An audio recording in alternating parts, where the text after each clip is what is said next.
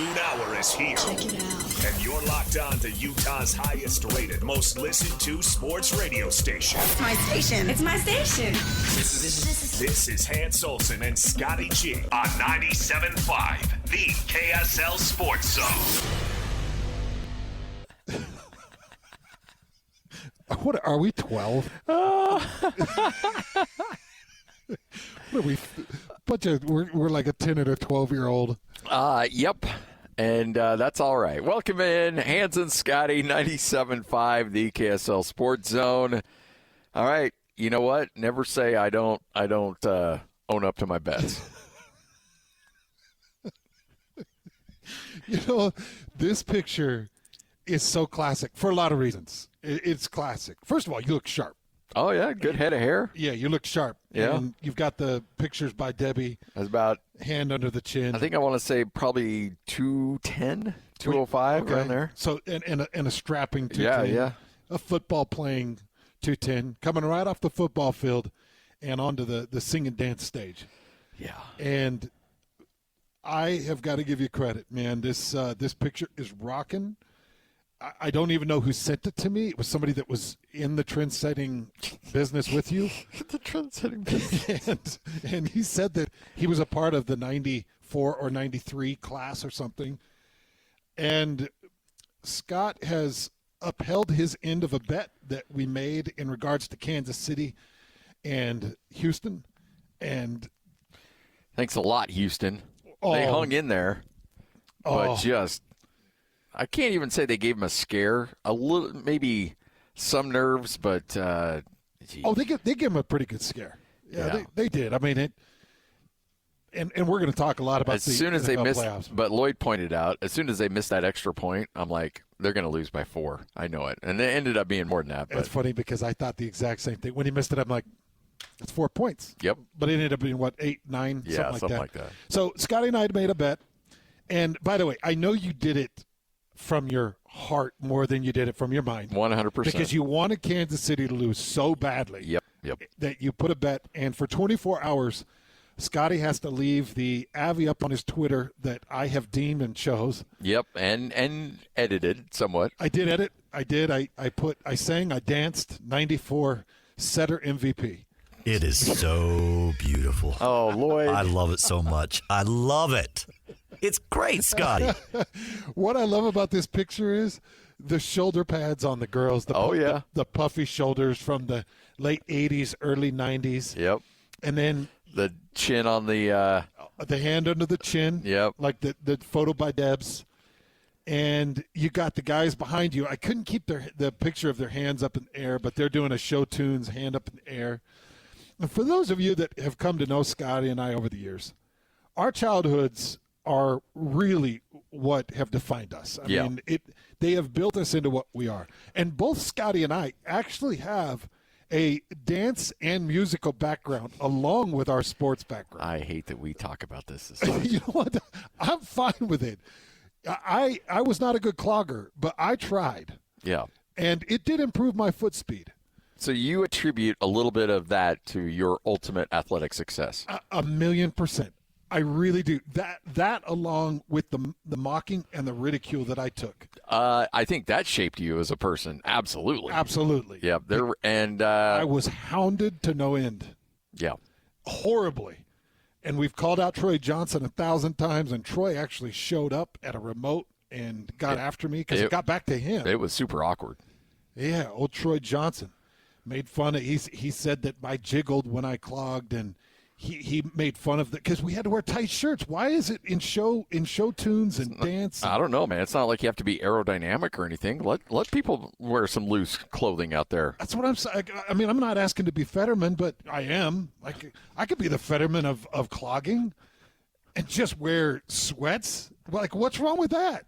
Let everybody else wear their tight gear. Man. It's probably better that I wear sweats. I know ideologically he doesn't really align with a lot of people here in Utah, but from a hoodie / shorts in the middle of winter, he's got a little Utah in him. Were those not sweater shorts? Oh, that were cut? Yes. Yeah, 100%. They were like sweatpants that were cut into shorts. Yeah. Oh, and a Carhartt sweater. I got to admit, when he walked into the inauguration like that, I'm like, that would be me. I think the one thing that senator / governor / here's the one thing about Hans, whether you're right or left, the one thing he doesn't put up with is hypocritical nature. No. Don't like it. And so if you say you're one thing and then do something else, that's what really gets after Hans. Yes. So to that point, you have to respect the fact that he's pretty constant with who he is. Oh, it cracks me up. It just cracks me up. But why not let me be the Fetterman of clogging and just wear loose clothes? For sure. Maybe I stayed in it for a bit. But Scotty has stayed to his bet. You were the 94 MVP of the Trend Center. Was not. All of this is true up until that point. There was no most valuable singer / dancer. We were all equal. You know that low octave was noticed. Hey, there's no I in Trendsetter, okay? There's not even an ME. There's not even an ME. I can't even believe it. You got away without an I or an ME.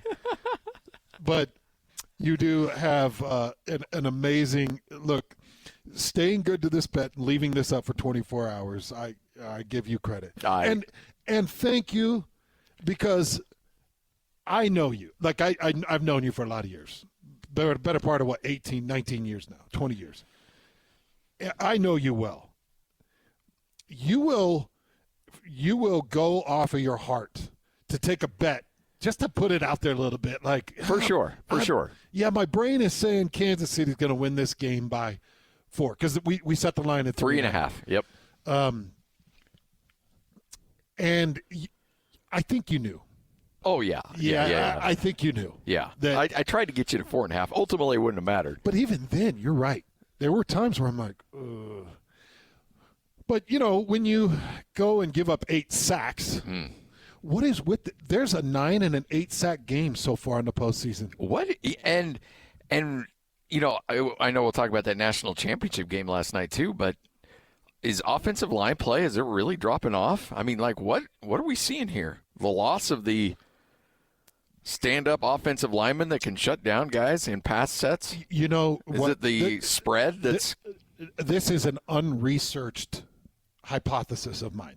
I can dig deeper into this, but I think it's the emergence of the RPO. Okay. Yep. I think that, and when you listen to Lamar, I think Lamar Jackson was talking about this.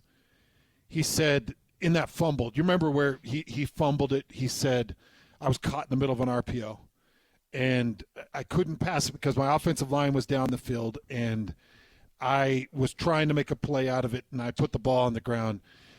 Well, I just think that that's a small piece of a bigger issue. We're seeing quarterbacks trying to extend way too long. And that's what I'm really nervous about Shedeur Sanders making it into the NFL, because he's going to have to get rid of the ball. And Stroud's got to get rid of the ball. And you got guys that they've got to get rid of the ball. And dudes are just holding it too long. Yeah. And, quarterbacks, just taking really bad sacks. Really bad sacks. And a lot of them. Yeah. All right, we got a lot to break down. This is going to be a fun show today. We got a national championship game to regroup and talk about. Yes, it is done. As much as it pains me to say this, the college football season is officially over. Moment of silence, please. It hurts. But game last night, Ohio State's your national champs. We got NFL games to recap as we are now into the championship games coming up this weekend. So let's get to it. Hans and Scotty, 97.5, the KSL Sports Zone. This is Hans and Scotty G. Let's go. The lineup is set, and it's time to kick off the show with the biggest topic of the day. This is the starting lineup on 97.5, the KSL Sports Zone. Hunter takes it. He'll keep it. He's in. Touchdown, Notre Dame. It's the opening drive of a lifetime. The Irish lead 6-0. And they start the game with an all-time tone setter. Unbelievable.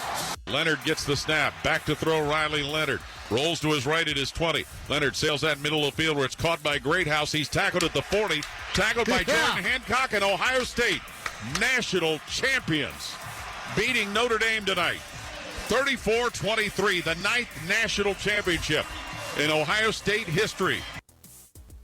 That's how it ended. Notre Dame starting off with just a nasty big boy drive, taking 10 minutes off the clock, going the length of the field, scoring a touchdown, and they would not score again until the score was 31-7.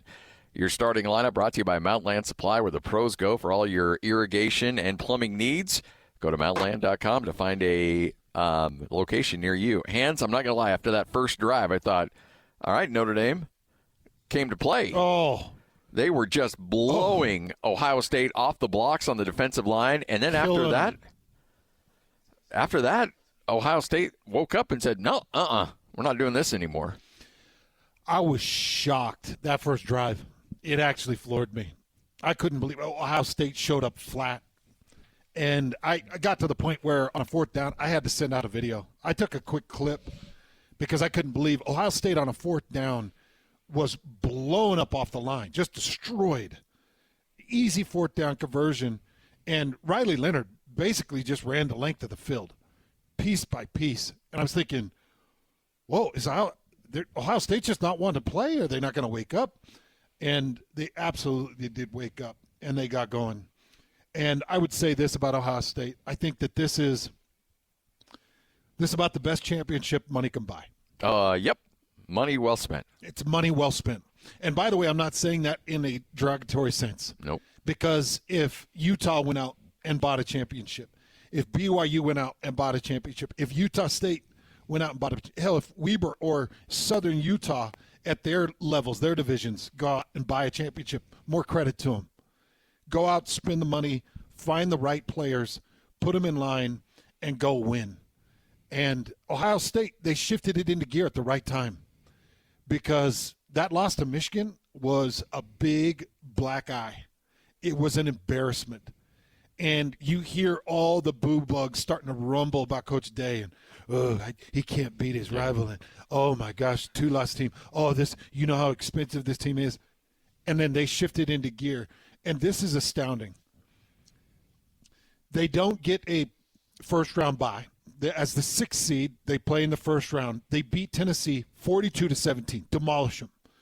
Second round, they see the number 1 seed in Oregon, and they beat them 41-21. Semifinals, they get the Longhorns.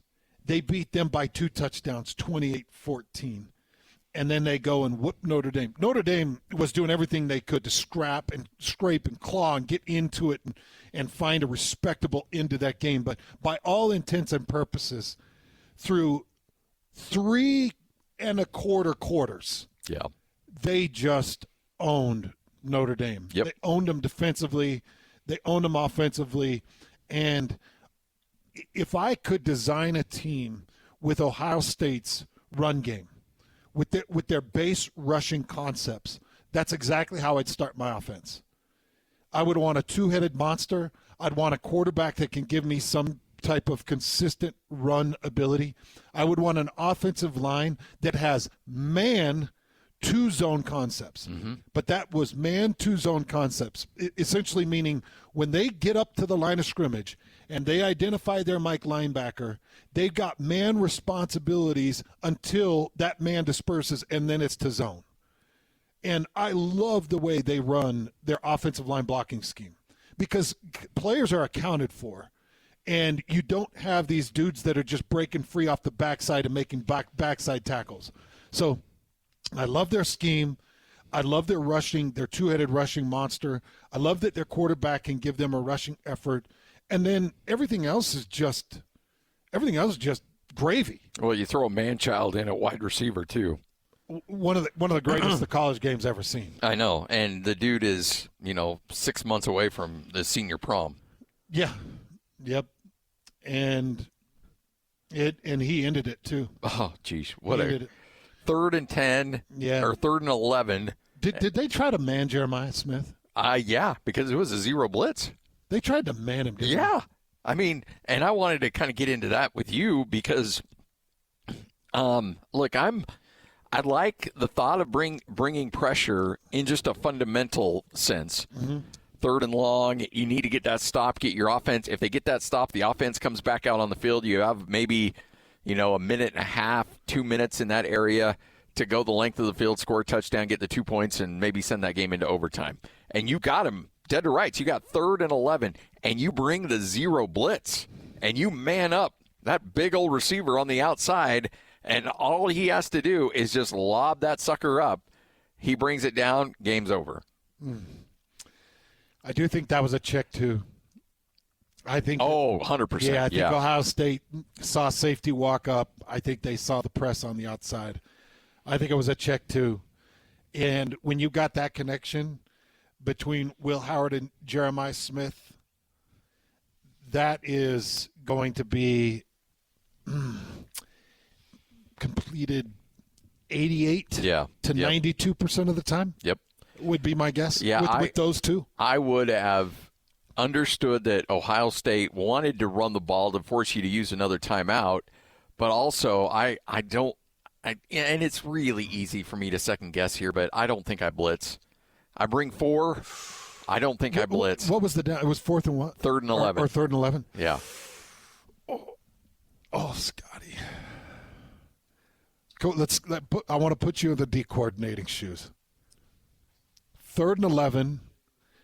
Notre Dame had done everything they possibly could to scratch and claw to get back within 8 points. They needed to stop that 3rd down for a punt. It would have given them one timeout. Yeah, they had one timeout left. And I want to say a minute 40. About a minute 40. Minute 40, minute 50. Tons of time. Plenty of time with one timeout. With one timeout. I don't think Now, what they ended up doing is they put Christian Gray as the press. So Notre Dame put Christian Gray. Well, who is their best, press defender? Yeah. Or best man-to-man defender? And they said, "All right, let's go." I can't in good conscience do it. 3rd and 11. Not on 3rd and 11. 3rd and 11. I think.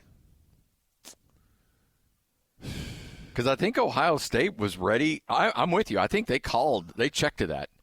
Because I think Ohio State, if you look at quarterback run on 1st down, quarterback run on 2nd down, I think they were like, look, let's make them use their timeouts. Our defense will win this game for us. You know what I saw?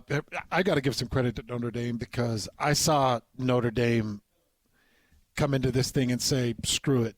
I mean, they ran a fake punt on, what was their own 20 or 30-yard line? Yeah. 30-yard line? Yeah. They ran a fake punt. And it was executed. Just catch the ball. Just catch the ball, dude. And you're still rocking and rolling. It was actually well executed. And it's a fake punt that was just snapped to the up back. Up back, I think, was a backup quarterback. Rolled to his right, flung it to just a quick corner, and it was there. The receiver just dropped it. I watched a Notre Dame team that basically said, "Yeah, screw it. We're on house money anyways. Yeah, let's go." Even then, oh man, Scotty, that's such a good question. I'm not going zero blitz. I can't. I'm not going zero. I'm not going to engage at all in that moment, just because I know that Will Howard is a quick release. Jeremiah Smith's one of the best in the business, and that's a quick 1-2 touch. There is no time involved in it. Nope. It's a quick snap and then it's a quick throw, and Jeremiah Smith's going to run under 92 to 90, maybe 95% of those passes. Yeah. You just got to give him a chance. And it wasn't a good thrown ball at all. It was just, hey, our guy's bigger and stronger than yours. He'll go high point it, and then also he had 3 steps on the guy too. It was wild. I was hoping Notre Dame would get back. I did too. Just for. Look, I always want a team to have the ball on offense with a chance to tie it up. And frankly, I wanted some free football too. I did too. Yeah, I did too. I didn't want it to be over. And not that there was a ton of hype in this national championship game. I kind of felt with everything that went on in that day, Utah hockey, Utah Jazz, the inauguration. What else am I missing? Martin Luther King Day. That is the most packed Monday that you could possibly have, and all of those things took precedent to me over the national championship game. I need to watch the Jazz because I'm still trying to learn, and I got some extra basketball in that one. That was a great game. Yeah. That was a great game. Yep. The Jazz should have put away. They had a big lead. But. The Jazz are doing everything we need them to do. Look good, developing nicely, putting together some good assets, and then ultimately losing. But that Utah Hockey Club, buddy, they're not done yet. No. We're trying to sit here and say, it's out and it's over, but stringing together a couple of wins, one really good. Yeah, you put it on the best team in the NHL. Yeah, one really good win, and chalking up 5 on them was pretty impressive. But this national championship game, it was good. They had to score back-to-back touchdowns with back-to-back 2-point conversions to even give themselves a shot. So at that point, I was still like, man, this is a maybe. But no, I just didn't want to see Ohio State win another one. I didn't either. So this is Ohio State's 6th AP national championship. They won in 42, 54, 68. They've won in 2002, 2014. 10 years later, they grab their 6th. And I just didn't want it for them. No interest in them. But it is nice that it's not an SEC team. Yep. And right now, the SEC has got to be looking around like, hey, guys, we're starting to get away from this championship thing now. We just got punked. We didn't have a team in there. Uh-huh. So I love that the SEC is probably stewing in it, and that's why you're going to continue to hear them be like, we've got to have restriction regulations on NIL spending. Well, I would love to see the dollar amount that Ohio State put into this team this year. Well, and not only just the team, too. Remember, they took Chip Kelly from the head coach of UCLA and made him the offensive coordinator. Yeah. That couldn't have been cheap. No, that's probably just rolling a guess out there between $3 to $5 million. Easy, yeah, right? Yeah. For offensive for coordinator? your offensive coordinator. Do you think I'm way off on that? I don't think so. I think if anything, he might be $6. Who knows? Well, Day's $12 million. Yeah. Boy, nobody's having a better day than that guy. No pun intended. Oh my gosh.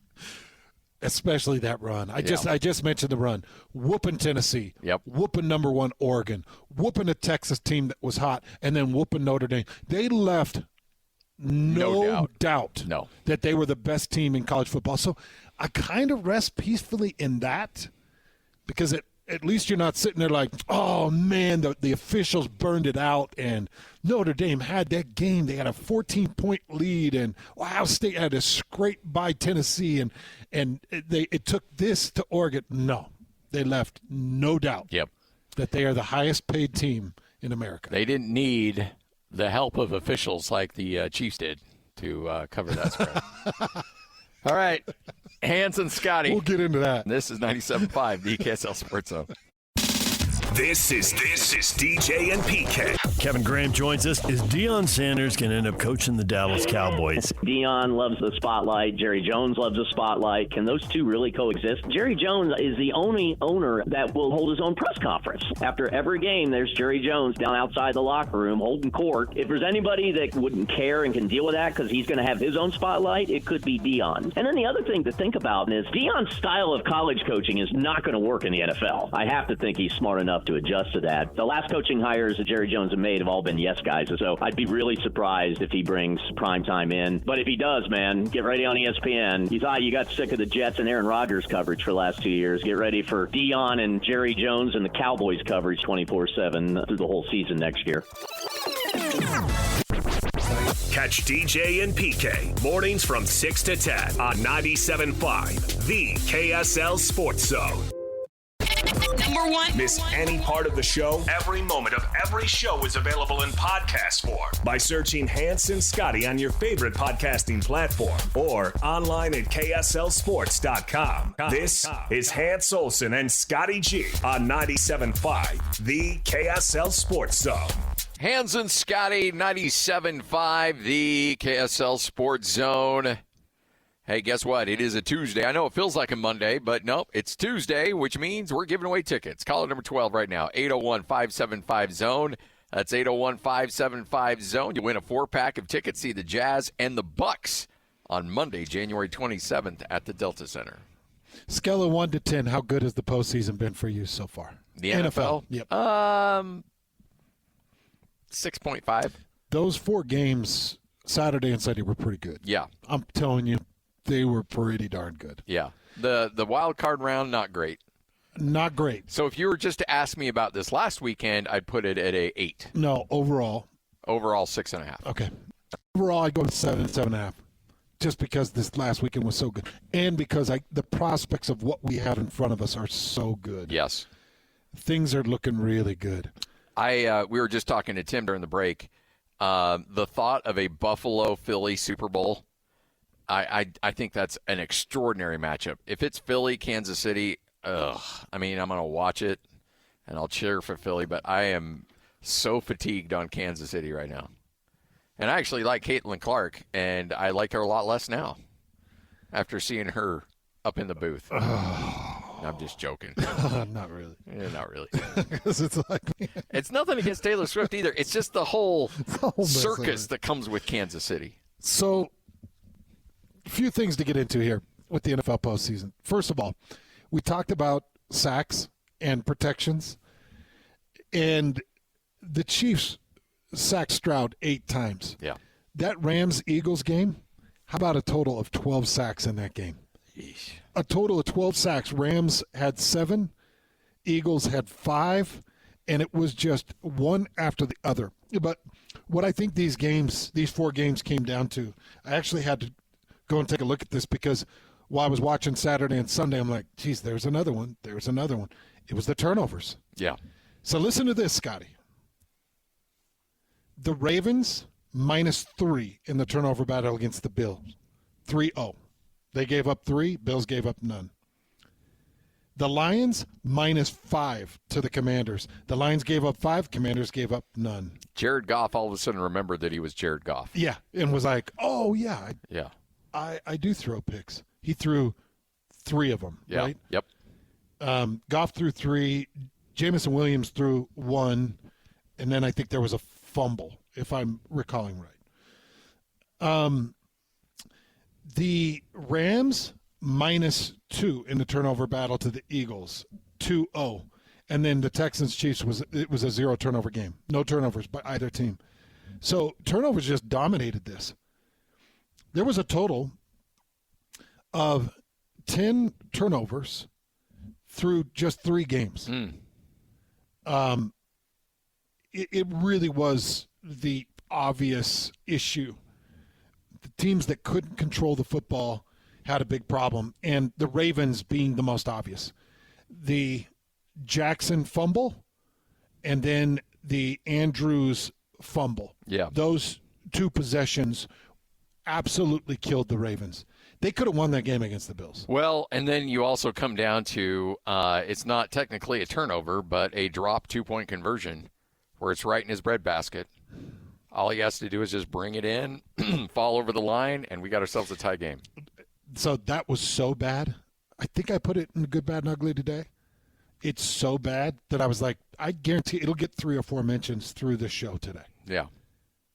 And I feel terrible for the guy. But you fumble that ball in that moment, you have an opportunity to tie that up with a beautiful pass. Yes, right in the breadbasket, too. Just. And you could tell just watching Lamar in the postgame that he's going to get one. Yeah, oh, yeah. First of all, I want people to understand I'm a huge fan of Lamar. Same. Love his game. He's exciting. Eventually he's going to get one. He's just going to have to come to terms with the turnover issues. And he's going to have to tighten things up.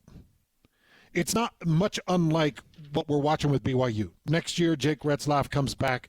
Jake has to figure out his turnover issues. He can't have that bad fade pass in a clutch moment in a game that you have to win in order to get to where you want to go. You just can't. And Lamar is dealing with that right now, and he's got to figure out a way to clean that up. Because really, when it comes down to it, when you watch the battle between Lamar and Allen, and you watch those 2 go back and forth as the 2 potential MVPs of the NFL, all it came down to was possession intelligence. Yeah. Oh, 100%. Possession management and possession intelligence. Yep. Lamar is a better athlete. Lamar is a more dynamic quarterback. Lamar is more deserving of the NFL MVP because I think he does more solely for the Ravens than Allen does for the Bills. But and that's hard to say because Derrick Henry did so much. But the Bills largely took Derrick Henry out of that game. Yeah. I still think he had 80-ish yards, but you could tell the Bills' emphasis was, well, we're not going to let Henry really own us. And they did a good job at that. And in turn, I thought they took some of Lamar's game away, but it's the turnovers, man. Bad turnovers through Saturday and Sunday's games. There is, the turnovers were just ridiculous. And the fact is, the margin of error when you play in these games, because as you mentioned, Buffalo and Baltimore were just so evenly matched. And I think Buffalo and Kansas City, Buffalo had a look on the body language of Buffalo after that game made it feel like they feel uber confident about going to Kansas City and getting a win. Like you can tell that there is a certain vibe with that team. Like, this may have been our biggest challenge, was beating Baltimore. It was. Like, you can tell. Yeah, it was. They felt like we go to Baltimore. Even Sean Payton, the Broncos coach, said, I don't know if everybody's smelling blood in the water with Kansas City, which I think is a huge mistake, but he's like, had we been able to beat Buffalo, we really loved our chances the next week at Kansas City. And it's like, wait a minute, guys. These guys went 15-1, and I understand they need a little luck along the way and a lot of things to go their way, but Buffalo looks uber confident going into that game. You got the Broncos coach running his mouth about how he wanted to go to Kansas City and play this team. In my opinion, they're still the champ until somebody knocks them off. But I don't know, man. There's this general vibe that Kansas City is there to be had. That's my vibe. Yeah. And I think that the Bills put it on them between 8 and 12 points. I think the Bills put it on them. Yeah. And I do. I think they're there to be had. Now, I'm going to tell you why. I feel like I could put together a game plan that I could keep Kansas City somewhat in check. How does Travis Kelce go off for 120 yards against you? How does he constantly find empty pockets in the end zone, in third down, in fourth down situations? He finds himself alone so often. And if I'm Buffalo, everything I'm doing in preparation for this game is I'm not going to let Travis Kelce beat me offensively. Yeah. The other thing I'm going to do is I'm going to contain Mahomes, and I'm going to hit him, and I'm going to make the refs keep those flags in their pocket. I'm going to hit him so much, so often, so hard that they can't throw the flag every time. Because I know it's becoming somewhat of a joke. It's not a joke. It's not. It's becoming a real problem. Because when you're watching Lamar Jackson, or you're watching Jaden Daniels, or you're watching Jared Allen, how many times did you see them hit in a similar manner that Patrick Mahomes was hit and no flag was thrown? Yep. It was weird because that Kansas City game kicked off our weekend of NFL postseason. And it kind of set the precedence for me of what the officials were going to do for quarterbacks moving through the weekend. And I'm like, this is going to be a sloppy weekend. I don't know. I think I saw one other roughing the passer in a critical situation in the NFL in the other three games that was like, I don't know, maybe let him play a little bit. But Mahomes just gets one after the other, and they're always in critical moments. Yeah. Oh, yeah. And you saw the way he delayed to get down. You saw the way he flopped on the edge. So what I'm going to do, I'm not going to say, hey, we're going to treat him with kid gloves. No. What I'm going to do is I'm going to say, we're going to hit him so much, so often, we'll take the first 15-yard, we'll take the second 15-yard, but eventually the officials are going to be like, we can't keep throwing. We're going to hit him so much he doesn't want to play. We're going to hit him, and not that we're going full bounty gate here, we're going to hit him so much that we're going to put him out of the game. That's what we're going to do. Every time he tries to extend the pocket, hit him. Well, what about the 15-yarder? We'll take 3. We'll take 4.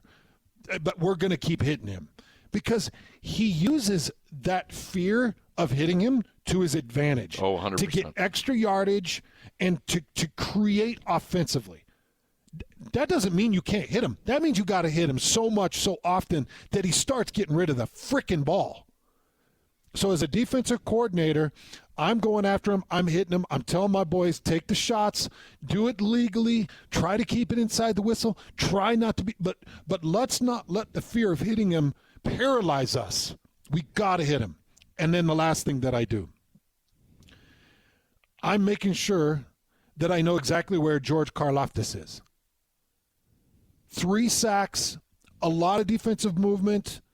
He's a serious defensive problem for me. So if I'm the Bills, I can't put Allen in his path.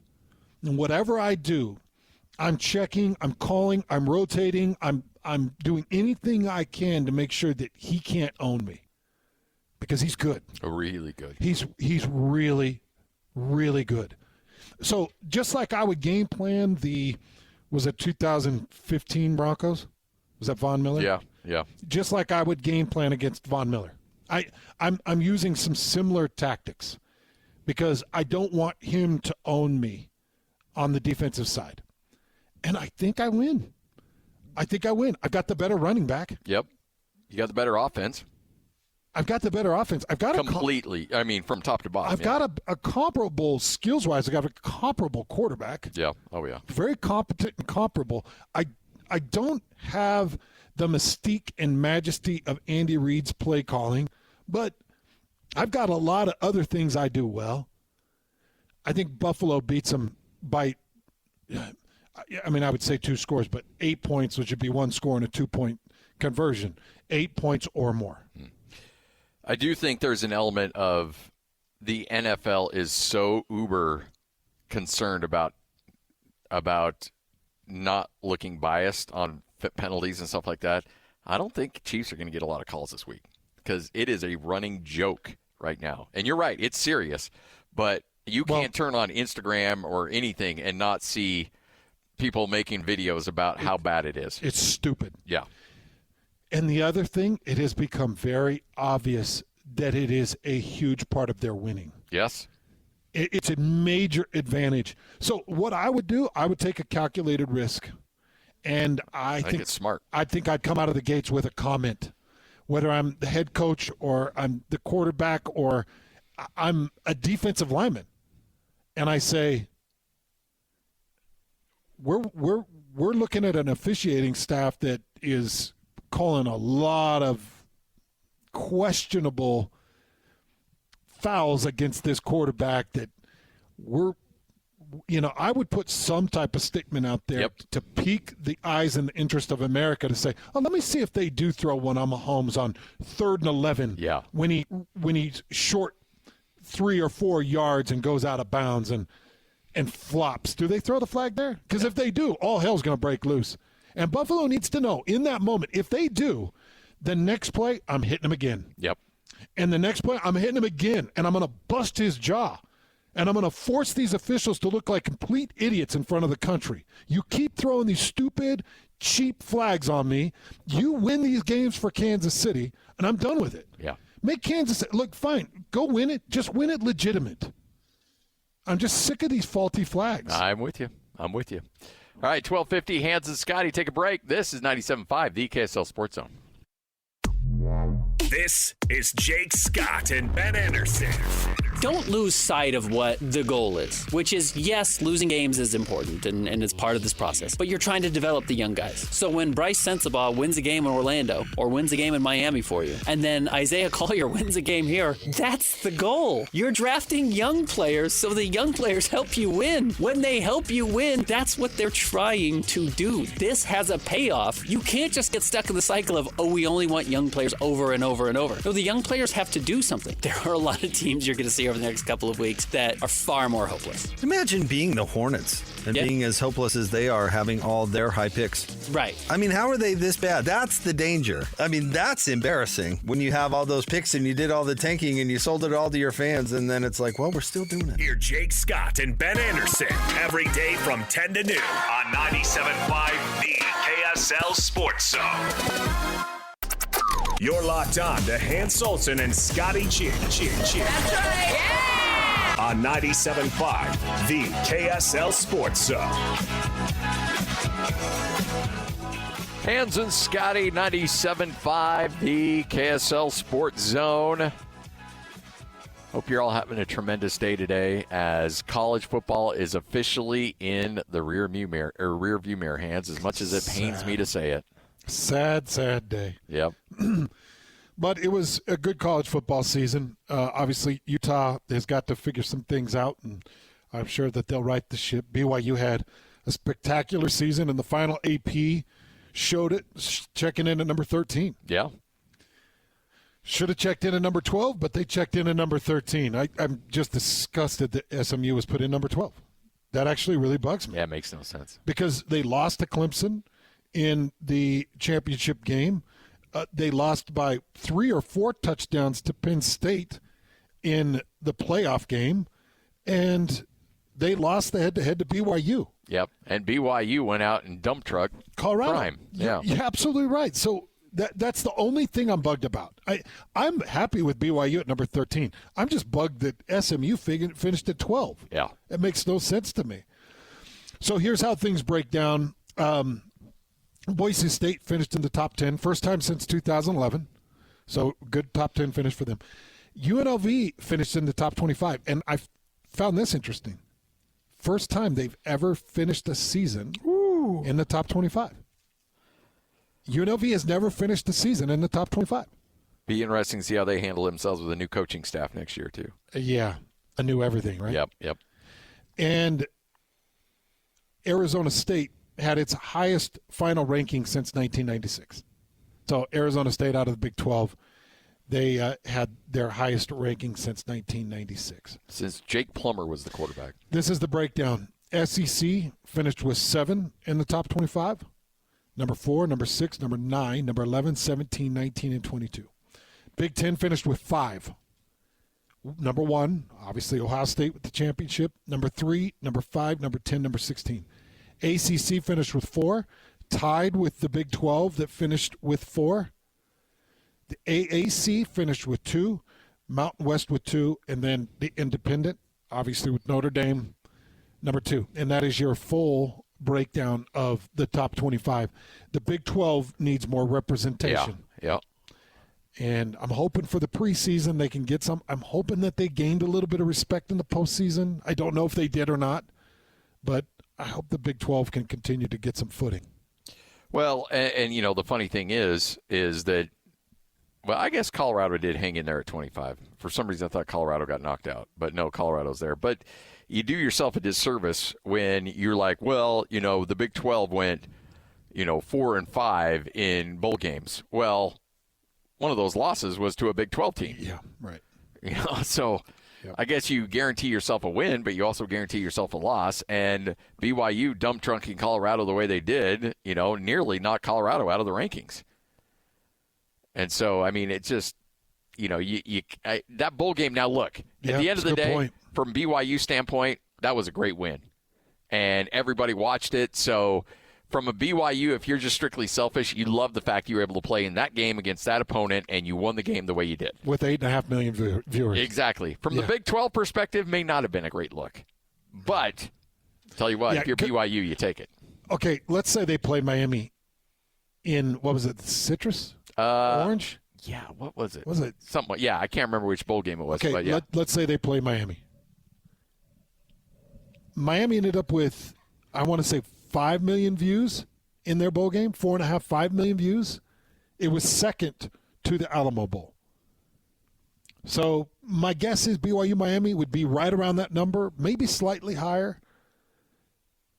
And you go get a win against Miami, probably does more for you. Probably. Yeah. In terms of the Big 12. Yeah. You go beat Miami out of ACC, and it probably does more for you. But 8.5 million eyes on you thumping Coach Prime and Colorado and the Heisman Trophy winner and potentially a top 3 pick quarterback, that was a big note. Yep. A big positive to finish off your season. But the AP puts BYU at number 13 in their final polls. Right here on the Zone. Looking for the latest on the Jazz, Utes, Cougars, and Aggies? Yeah, we've got you covered. This is Hans Olsen and Scotty G on 97.5, the Sports Zone.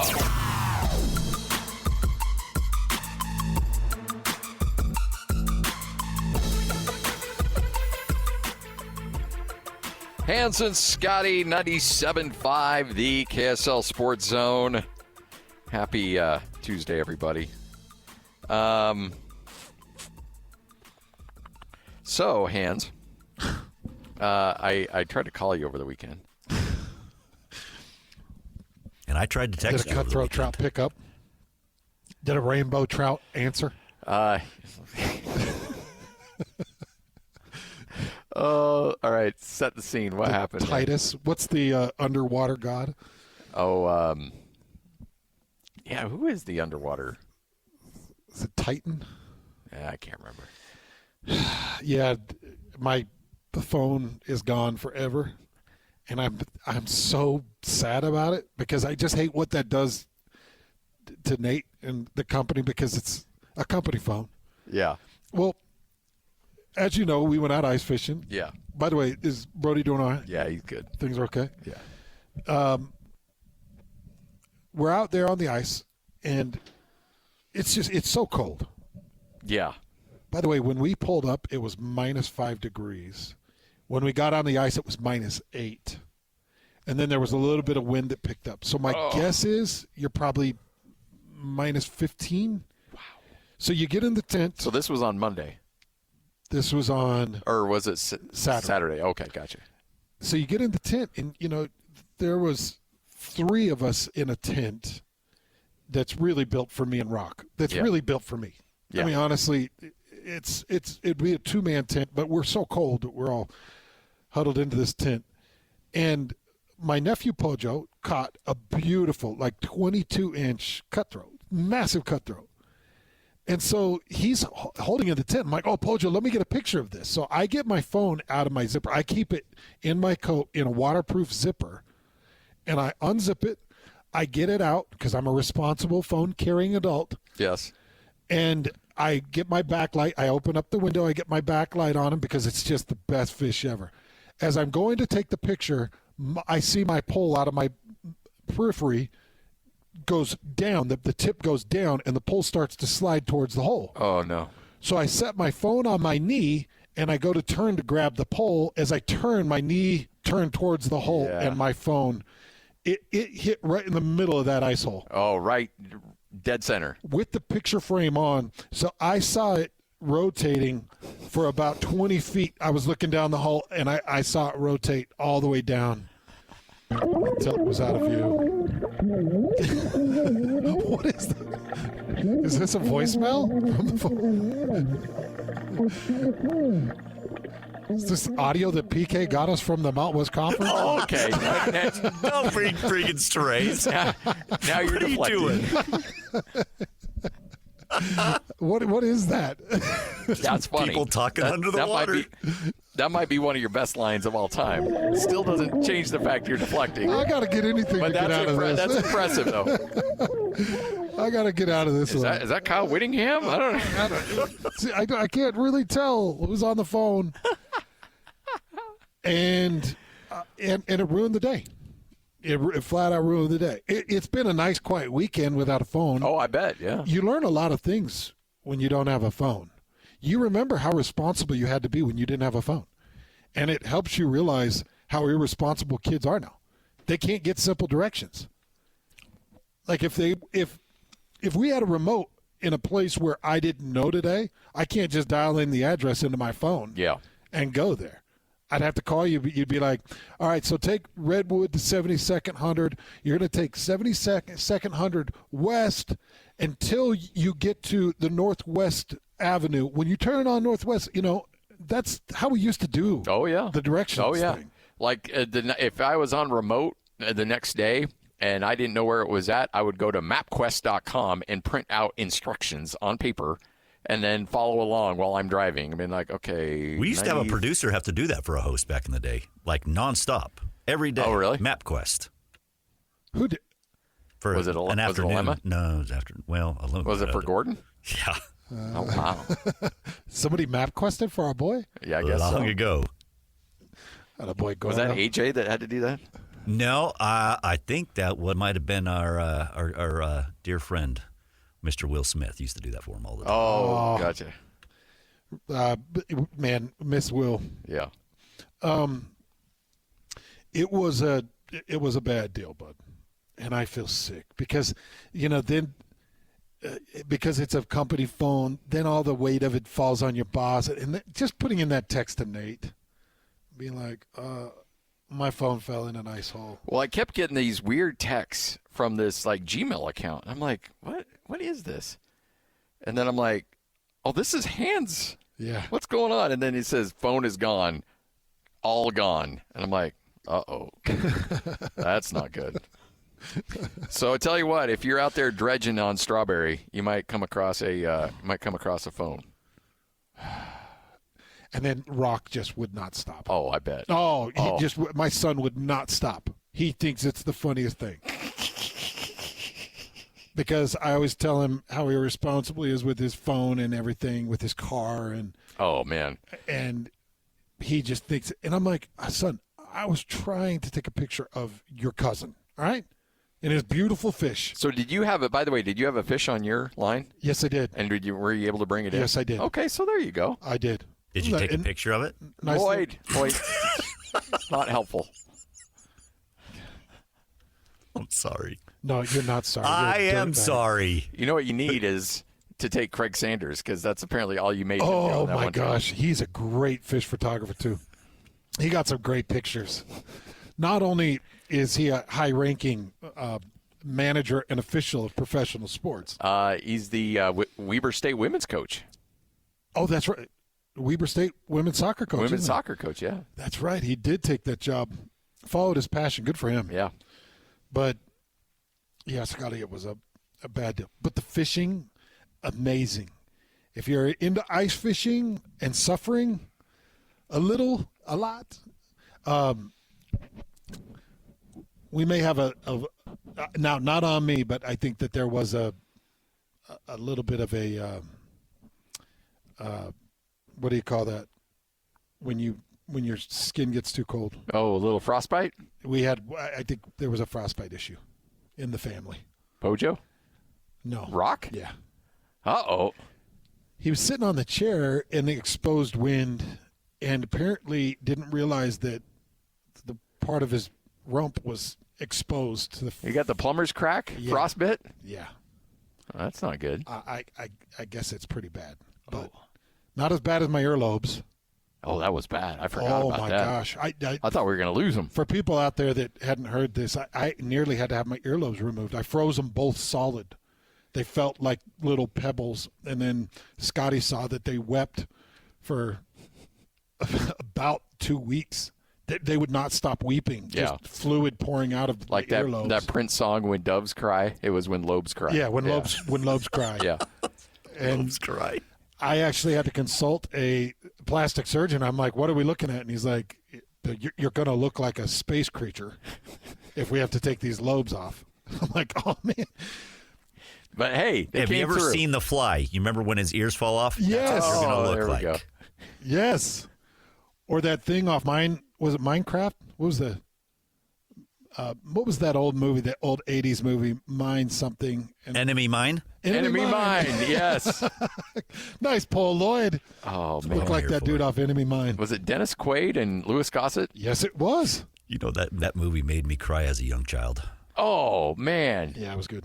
I saw your referenced Iron Eagle, too. Speaking of Louis Gossett. Oh, and the amount of people like, that looks like a straight-to-VHS movie. You shut your mouth. Who said that? A lot of people. Just so you guys know, I watched it.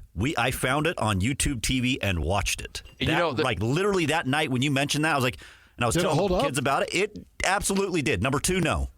Number 1, yes, absolutely. Did I send out 2? No, you sent 1. Okay, but, yeah. Number 2, I didn't.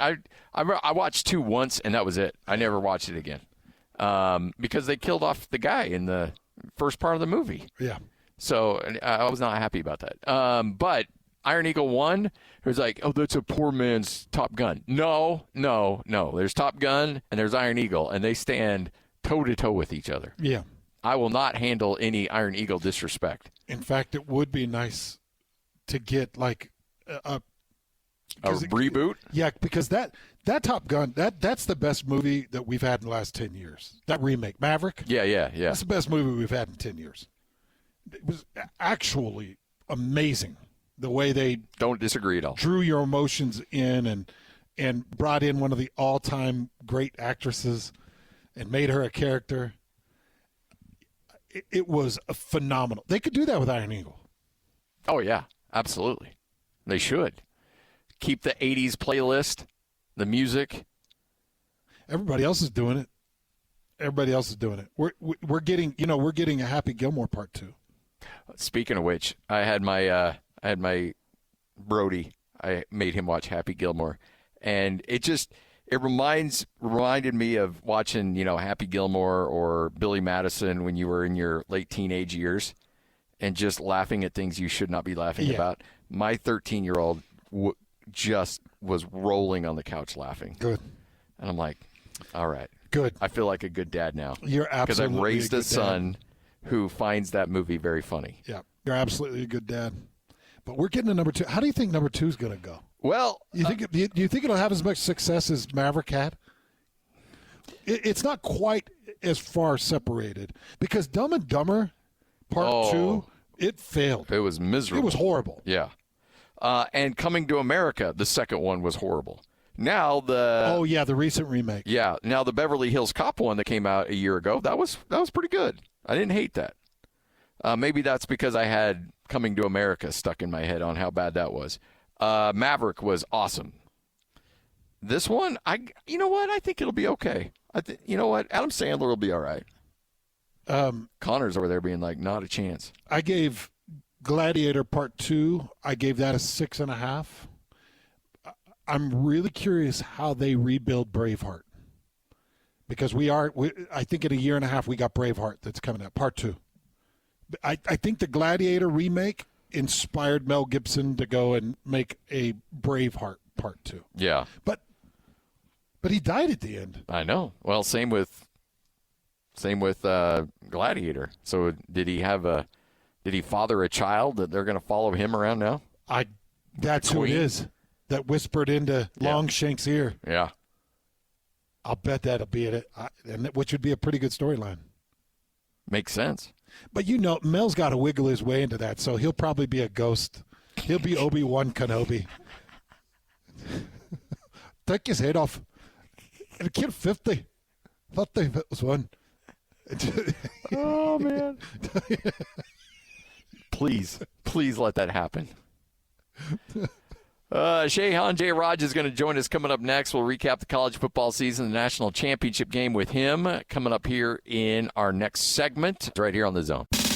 This is DJ and PK. Kevin Graham joins us. Is Deion Sanders going to end up coaching the Dallas Cowboys? Deion loves the spotlight. Jerry Jones loves the spotlight. Can those two really coexist? Jerry Jones is the only owner that will hold his own press conference. After every game, there's Jerry Jones down outside the locker room holding court. If there's anybody that wouldn't care and can deal with that because he's going to have his own spotlight, it could be Deion. And then the other thing to think about is Deion's style of college coaching is not going to work in the NFL. I have to think he's smart enough to adjust to that. The last coaching hires that Jerry Jones have made have all been yes guys, so I'd be really surprised if he brings primetime in. But if he does, man, get ready on ESPN. You thought you got sick of the Jets and Aaron Rodgers coverage for the last 2 years. Get ready for Deion and Jerry Jones and the Cowboys coverage 24/7 through the whole season next year. Catch DJ and PK mornings from 6 to 10 on 97.5, the KSL Sports Zone. Number one. Miss any part of the show? Every moment of every show is available in podcast form by searching Hanson Scotty on your favorite podcasting platform or online at KSLSports.com. This is Hans Olsen and Scotty G on 97.5, the KSL Sports Zone. Hans Olsen, Scott Gerard, 97.5, the KSL Sports Zone. The college football season officially in the rearview mirror, Hans, and it just bums me out thinking about it. Me too, and it wasn't the fireworks that maybe I've been sent off with in the past with some college football national championship play, but it was okay. It was good. It's a good way to put it. It was okay. It was funny because during the game, I was watching with a bunch of family, and I had a couple of family members ask, who do you want to win? And I could not come up with the answer, and I wonder if that's a part of it. You know, sometimes there's a coach that's coming back. Like let's say that the Texas Longhorns would have made it. Yeah. Well, I'd have been rooting for Your Steve guy. Sarkisian. Yeah. And his ultimate comeback, because Steve Sarkisian was in the gutters. And as a former teammate of mine, I loved him.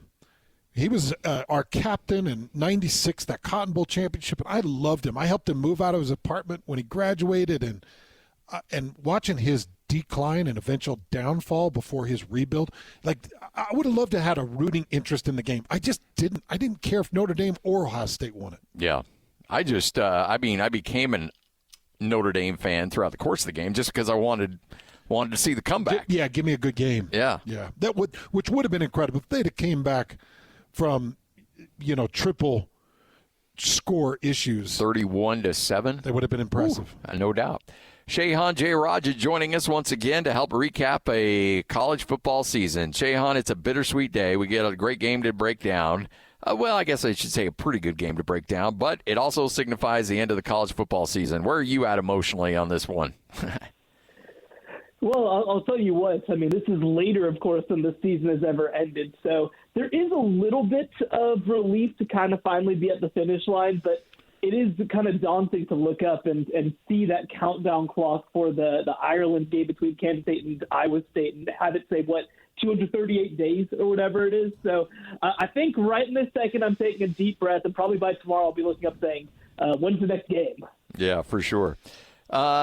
Notre Dame tries to pull the comeback, but fall a little bit short. Obviously, Ohio State comes in as a team that was playing great football and just dump trucked pretty much everybody outside of that late Notre Dame run en route to a national championship. Just how impressed should we be with what Ohio State was able to do? Well, I think that's one thing that people frankly just are going to have to get used to is the idea that the sport goes from being one that kind of is defined by its regular season to one that I think is defined by trying to put together the best team that you can at the end of the year. And when you look at Ohio State after that Michigan game, I mean, it was just an incredible run. They demolished Tennessee. They demolished Oregon. They control that game against Texas, and they pull away from Notre Dame. And, I mean, when you look at that four-game run, that's as impressive a four-game run during any part of the season, as we've seen in college football. And, of course, Ohio State, I think, they coming into the year were seen by many as the most talented team in the country. But I think that we didn't get to see sort of them at full potential and full capacity until we got to the postseason. So I'm very impressed by what they put together, and I think that they're a very deserving national champion. Shehan, is there a list anywhere of amount of money spent on a roster? And where would Ohio State be if there was? So nothing formal at this point, but they're generally considered to be, if not at the top, probably in the top three. So they are right up there with anybody.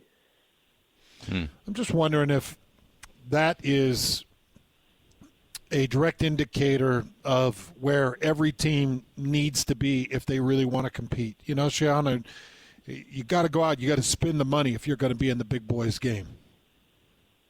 Well, this is the way I think about it, right, is that historically we kind of view this more through the lens of recruiting and recruiting rankings, now kind of transfers that to including NIL money as well. But I think that there's a level that you have to reach to give yourself a chance. Because I'll tell you what, Notre Dame wasn't number one, number two, number three on that list necessarily. They weren't number one, number two, number three from a talent composite perspective. And yet again, they played a one-score game with a chance to win the national championship last night. So I think that there's a couple ways to view this. One, you do need to have a baseline level of talent. You do need to have a baseline level of spending.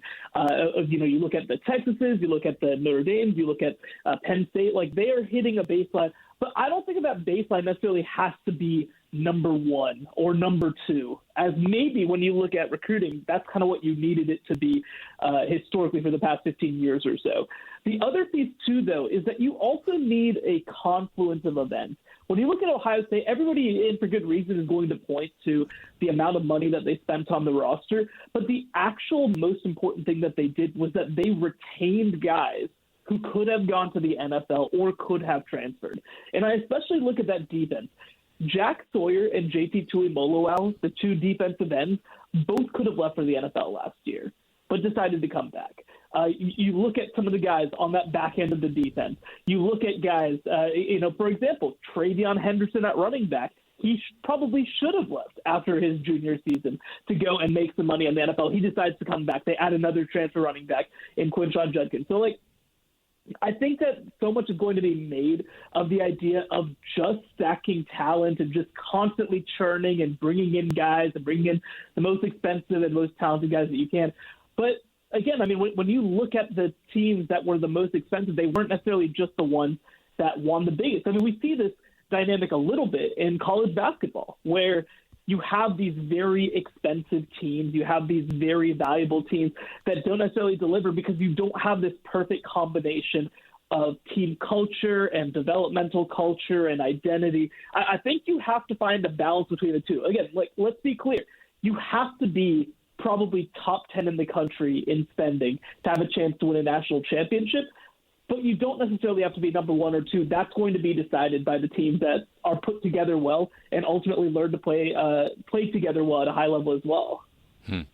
Shehan Jeyarajah, kind enough to join us, 97.5, the KSL Sports Zone. All right, so when you look at where Ohio State was after that Michigan game and all the talk was Ryan Day was going to get fired, if they are one and done in the playoffs, is he out as the head coach at Ohio State? I think that there's a really good chance that could have happened. Now, I want to be clear, too. I don't think that there was going to be a moment where the athletic director walks into his office and says, "You're done, here's your bio." I don't think that was going to happen under most circumstances. I think what would have potentially happened is you kind of have a situation you could even talk about a Jimbo Fisher a couple of years back or something like that, where you have a coach who maybe you're ready to move on from, and you encourage them to search for other opportunities. Maybe a better example would be Texas basketball a couple of years ago when they're ready to move on from Shaka Smart and Marquette's able to hire him. I think that it probably would have been more of a rehoming situation, an encouragement to, hey, you know what, maybe it would be valuable for you to look for NFL opportunities or something of the like. So, but I do think that it would have been on the table. If they lose that first-round game to Tennessee and this season's a total disaster, I think it would have been on the table for them to at least evaluate their options. I mean, I want people to understand, again, I talk about all the guys who came back in 2024 to compete for a title. If you spend and invest to that level with this roster, which I would argue is a culmination roster, a natty or bust type roster in college football, and you ultimately flail and lose 2 games and lose in the first round, that's the sort of thing that will take years to recover from. And if you're Ohio State, you have to ask yourself, are you willing to let him try to create his next championship caliber team? Of course, none of this happens. They end up winning. They follow through, and we get to see the potential of this roster, which people kind of felt like was there the whole time. So we're not going to have this conversation. But I think that if they had lost in round 1 to Tennessee, I think we would have had some really tough conversations. Do you think the SEC is starting to panic a little bit? They own 4 years between LSU, Alabama, and Georgia, and they've had a team or at least action in the championship for a bit, and now they're watching Michigan, Ohio State own it here for a couple of years. Are they starting to worry a little bit that they may be losing grasp as the number 1 conference, or do you think it's still solidly in their hands? Well, I'll tell you what, these last 2 years, of course, the Big Ten won in 2023 and 2024. It's the first time that a Big Ten team has won in back-to-back years since 1966. And it's the first time that there's been back-to-back AP national champions specifically in the Big Ten since 1941. So this is not just new. This is almost unprecedented in the modern era. And on top of that, you talk about the last 2 title games. It was 2 non-SEC teams, and on top of that, 2 Northern teams. if you go back to when we started having consensus national championship games, the only previous version of a North v. North game that we had before 2023 was 2014, when we had Ohio State beat Oregon in the first 4-team playoffs. So this is a major power shift. And I don't think it's something that's going to slow up necessarily. In fact, some of my colleagues, John Talsey and Dennis Dodds, did some really interesting reporting. And one dynamic that a lot of people around college football were interested in was the idea of when it's fully legal to pay players and funnel money to players, how does that impact the Big Ten? Because, look, the fervency of fans in the SEC is off the charts, but the amount of money in the Midwest and at some of these schools is just different. I mean, you talk about, of course, the Ohio States and Michigans, but add Oregon to the list, add Washington to the list, add USC to the list, add even schools like Wisconsin and Indiana and Iowa to the list. They're pulling in from their fans a different level of money and have access to a different level of resource being in major metros than some of these schools in the SEC. And so I do think it's going to be a fascinating dynamic over the next couple of years where, recruiting historically has been a proximity game, where if you're close to talent, that's how you win. I do think we're going to see at least some shift to where, some of these schools that maybe have a little bit more built-in money. And by the way, the schools in the state of Utah are certainly starting to flex that a little bit as well. I think it's going to be a different dynamic that will certainly shake up the sport. We'll spend some time in the summer really taking a closer look at the Big 12 and BYU and Utah and how Utah can respond and can BYU keep it rolling. But I am a little curious to know your thoughts on so much of what teams are doing now comes from the transfer portal. Is there a chance that it gets moved to just a singular window opened up at maybe about this time of year after the national championship game? Well, we have had sort of a request from coaches and from the ASCA to do that. They want there to be a 10-day window in January after the title game. And it's been proposed, so the NCAA will consider it. I just think, and this is my personal opinion, I just think that it's going to be grounds for lawsuits. I don't know if that's going to be something that they're able to maintain. Right now they have the two windows, one right after the season, one after spring. So you kind of have two basically enrollment calendars to where you're able to make a move in either before spring or before fall. It's just such a restrictive rule if they do end up being able to pass. Now, I do think it would be good for college football to limit the movement and also limit movement until after the competition is actually over. But when you start talking about calendars and when you start talking about, trying to get kids enrolled in time and go through a recruiting process, it makes things just so much more difficult. And again, I think that ultimately it's going to be grounds for lawsuits. I think that the NCAA might view it as too high risk. So from my perspective, it's really up in the air if they're going to try this. And if it is tried, I think it will be challenged. Shehan, what jumped out to you in the AP Top 25 final results? Yeah, so, I mean, of course, you kind of look at the top at first, and I was curious to see how things are going to kind of work out between a lot of these teams in the playoffs. Historically, you sort of see like a normalizing where you see the four playoff teams and everybody else, but with so many different rounds and so many teams that don't necessarily play each other, I was interested. I was intrigued to see Arizona State jump up 3 spots to number 7. They're a team that I think even heading into the playoff as the number 12 team in the CST rankings is a little bit undervalued. I was curious to see where exactly Georgia would finish out, and they dropped down to number 6, which I think was about right. I was also a little curious to see where Oregon would finish up, because the reality is they were the only undefeated team in the regular season, and they lose, of course, to the team that goes on to win the national championship. And they only dropped to number 3, even though there are multiple teams that made the national semifinals that finished behind them. But I think that's about right. So I think that, it's always fascinating to see how kind of the public and how voters see these things after a playoff, and even more so now in a 12-team field where you have so many teams that are finishing their seasons at different times. But overall, I think that the voters did a pretty good job.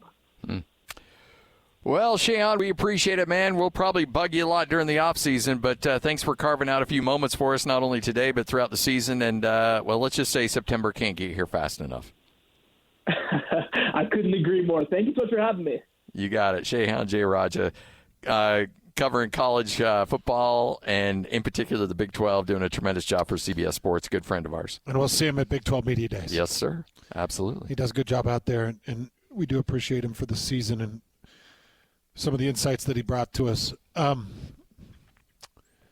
money thing is interesting. He said you probably need to be in the top 10 of spending. There'll probably an outlier out of every 10 years. There might be an outlier in that, but he's probably pretty close to right. Who are the two teams that Kyle Whittingham always point to when he talks about teams spending money? Oregon, Ohio State. Yeah. Those are the two he always brings up. Yeah. Oregon and Ohio State. And look at the teams that, I mean, it took Ohio State as the team that knocked Oregon out of the playoffs, so. Yeah, and I've got to imagine that the Longhorns and Georgia are going to be solidly in the mix. Oh, yeah. They've got plenty of money, and it's what they've got. Shehan did mention BYU, or the teams in the state of Utah seem to be engaged in it, and I think we're starting to see signs of that. Oh, yeah. Yep. That there's some spending there, basketball-wise, but football-wise too. I think people would be surprised to hear some of the numbers that were thrown around for some of the transfers that were brought in.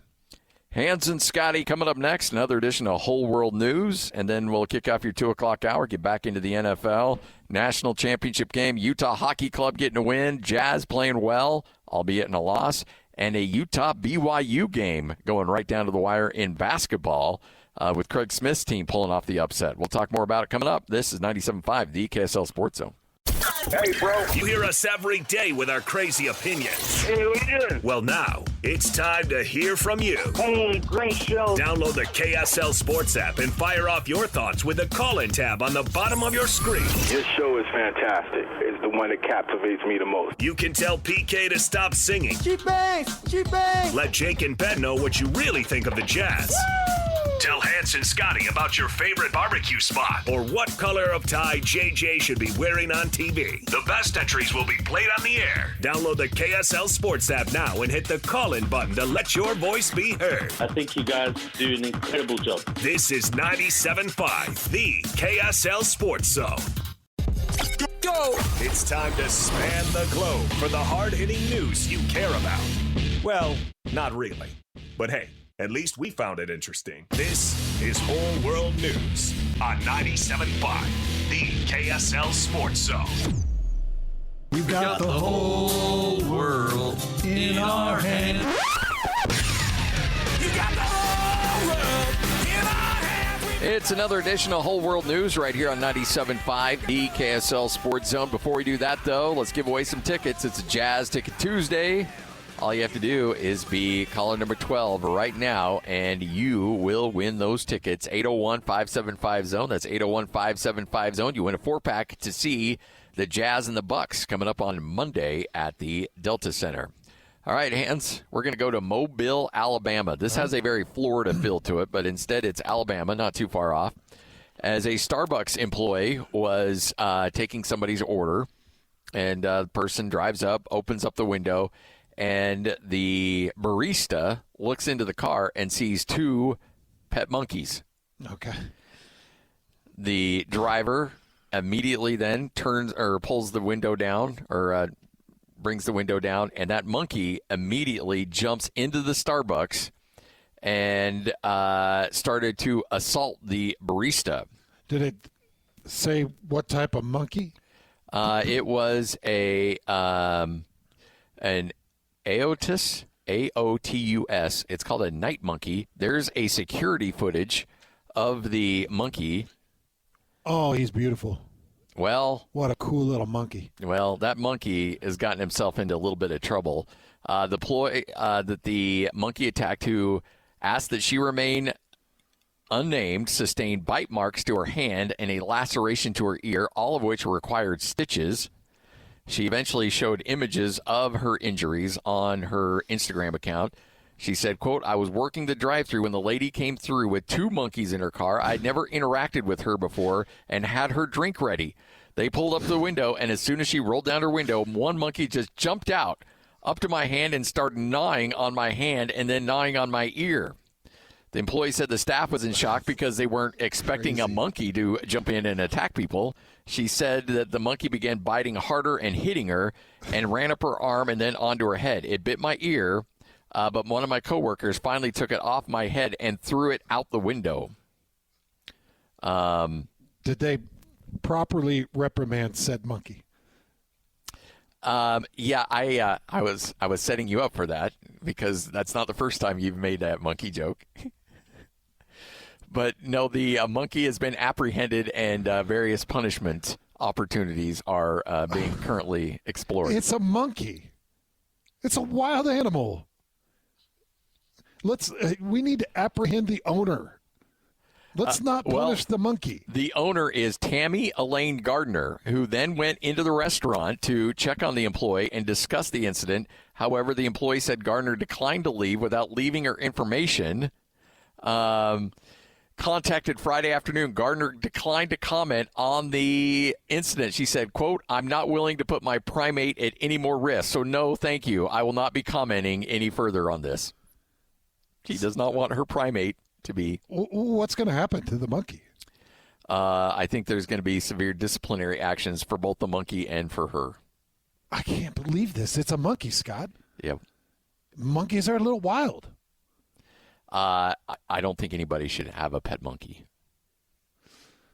Well, that's another discussion, because it does take a lot to train and care for a monkey. Their feces is very stinky. Oh, really? Oh. Well, and they like to throw it at you, too, right? Well, they will throw it. Yes, they will throw it. When they feel disrespected. So at what point do you have to step in and discipline that monkey? I can't. I want to own a monkey. I'm not going to lie. I think they'd be a great little... Poor Gus. I mean, not Gus, sorry, but poor Buster. Oh, Buster and a monkey would not get along well. No, he'd throw poo at him all the time, I'm sure. Be flinging feces at him all the time. I still want a monkey. They're hilarious. Didn't Ross have a monkey? On Friends, yeah. Yeah, that was a cool monkey. Apparently, the monkey was a complete train wreck. That didn't tear the actors. That didn't tear the ear off a barista. Well, Rachel was one too. As far as I know, she didn't. That's right. She was a barista. Yeah. It's all starting to make sense now. It is. It's coming full circle. Right here on 97.5, the KSL Sports Zone. Hans and Scotty, 97.5, the KSL Sports Zone. Boy, looking at the pictures, Jazz did well to get out of New Orleans when they did. Getting 5 inches of snow down there. Yeah, I can't believe the snow that's coming out of there. And they'll shut everything down. Oh, I can't imagine they're equipped for that. No, not even a chance. They'll shut everything down. And 5 inches of snow, that'll bring some of those old trees down. Because those trees out there, they'll hang on to that moisture. It makes them heavy. No, there are certain things about you that still surprise me. The fact that you love living in New Orleans just absolutely blows me away. It's one of my favorite years of life in all 38 of them that I've had. Sure. Well, joining us now, he's the play-by-play voice of the Utah Jazz. David Locke, kind enough to hang out with us. David, how are you? Hey, David. I'm not in New Orleans. Yeah. That's a win right there. David, there's two types of people in this world, those that love New Orleans and those that don't love New Orleans. Are you I love New Orleans or I don't love New Orleans? Well, I just think there's a New Orleans that's like the tourist urban street and all that, and then there's another New Orleans that is kind of magazine area and Watchmen, I think is what it's called, which is where all the music is. And so, yeah, if you're out of the debauchery and the grossness and people puking as they come out of bars, then, yeah, it's fine. But, like, Bourbon Street's gross. Not that, I guess it's super. I mean, I went to Mardi Gras once in my life, and it was really fun. I went to Mardi Gras for 5 days. I came back home. I flew back to Salt Lake. I left my car in the airport because I didn't actually remember what sober was. And so I had no idea if I could drive home. So I took a cab, went to sleep, and came back and got the car the next day. So, yeah, I mean, I've done New Orleans. I don't mean to, badmouth. I mean, it's People go, they have a great time. Everyone's there for the same reason. They're frolicking. It's awesome. That's not my deal at this point. So that part of New Orleans is pretty uninteresting to me. I mean, some of the art's great, and then there are great restaurants around, though I'm not the biggest fan of their traditional food. I like their more creative restaurants, so it's fine. All right, well, speaking You know what? Actually, let's give it more than fine. So many cities in America are the exact same, and that one's not. So that's kind of cool. Yeah, oh, there's no doubt about that. Speaking of food, you've knocked out a couple chocolate chip cookie reviews. One chocolate chip cookie. I've had the problem with the chocolate chip cookie review is you can't eat the chocolate chip cookie right away. I had 2 other chocolate chip cookies review ready to do, but then I ate the cookie. You ate it too fast? Well, like, I'm done with my meal, and the cookie's there, and, like, I don't have a tripod or somebody else to, like, take the video, or I'm not, like, I was with Travis for lunch, and it wasn't, like, a place to do the – well, then I just got to eat the cookie. I mean, we can't, like, be just sitting on a cookie so we can put it on Instagram. Got to eat the cookie. You got to be committed to this food blogger thing, man. I know. I need to do a far better job than the commitment I had. So, yes. Because there was a really, really good one at St. James Pizzeria that they warmed up in a pizza oven with dark chips and sea salt. It was pretty high level, but I ate it before I could do a video on it. Was it better? Where the one you did review, was that in New Orleans? That was in New Orleans. It was good. It was not. Yeah. I wouldn't go out of my way to get it. So was the pizza oven one better? Yes. Okay. But I ate it too fast. But you ate it too fast, yeah. I got you. Right, okay. Yeah. All right. I just, Hans and I were just thinking to ourselves, or we were just talking during the break, like, knowing Locke, he's going to get into this food blogging thing, and then he's going to set up a Locked On Food or Locked On Chocolate Chip Cookies, and then all of a sudden it's going to be the biggest thing since the Food Network. And we're all going to be like, great, we gave him a good idea, and now he's killing it. Oh, I have another new idea that's better. I'll share it with you at some point. Okay. Please do. It can't be better than cookie reviews, man. It can be better than both cookie reviews and Locked On by a large margin. Okay, well then, yeah, you need to call me on that as soon as you can. Yeah. All right, so the Jazz end up suffering a loss last night, but you see these developmental pieces continue to grow. I asked you about Isaiah Collier last week, and he continues to play well. It's been fun watching this guy continue to, take this path that he's on. He really gets it, right? Like, you just don't get 10 assists by having the ball in your hands automatically. He's got 3 – there was a play – last night where I don't know whether he just gets this naturally or he's been coached to do. I mean, I've seen them literally coach this, but there's a tendency like you'll come off the pick and roll or you'll be in a fast break or you'll be in an open court situation and Will work with the guys like, hey, you've got to like attack the defender or the big, and in this case was a big, or at least go at him for a second, like engage him, take his attention. So Isaiah was on the right side, and I think Walker was on the left, and I can't remember if it was off a pick and roll or what it was. But Isaiah, like, fully thrust right toward the big, which catches their attention. They're going to flinch or whatever. And then he dropped it off to Walker, where if he had just kind of haphazardly dropped it off to Walker or not fully made that extra thrust move into the bot toward the big to make him engage, it's probably a turnover. And so those are really the kind of plays that lead me to say, like, oh, this guy gets it. Like, he just either that he picked up coaching fast or he just gets it. And so I think he's just got some really great natural instincts as a point guard. How would you classify or how would you describe Keontae George's sophomore season?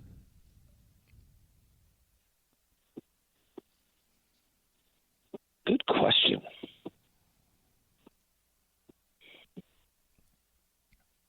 Undefined. How's that for a non-answer? Wow. Open-ended?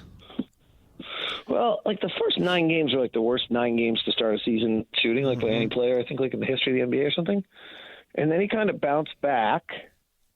And then he had a really interesting stretch to me that had me excited where he, I thought, stopped trying to force himself on the game and just kind of let the game come to him and played. And like, at least I get it. Like, if you ask Keontae what he thinks he's going to be in the league, his answer is probably he thinks he's going to be a 24-point a game scorer and an all-star, right? Like, that's what his answer should be. If you're like, that's what, right? So I think he's a 16-point a game scorer and the fifth or sixth best player on a team. And there's no reason why he shouldn't think he's the first. That's what he should think. And maybe I'm more realistic, but who knows, right? We'll see. And so what jumps out to me in this is that he, for a while there, played in a style and a fashion where I could see him playing with other really good players.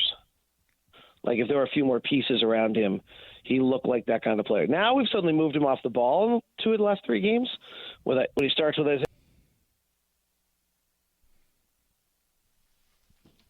Oh, looks like we lost you, David. We'll try to get you back on the line. But fascinating. And it's, I don't disagree on his assessment because I think there's still just a lot to be determined with him. So the hardest thing for me with Keontae George, and Lloyd, let us know when you get him back. The hardest thing for me, Scotty, what is Keontae George? For instance, I'll just give you a for instance.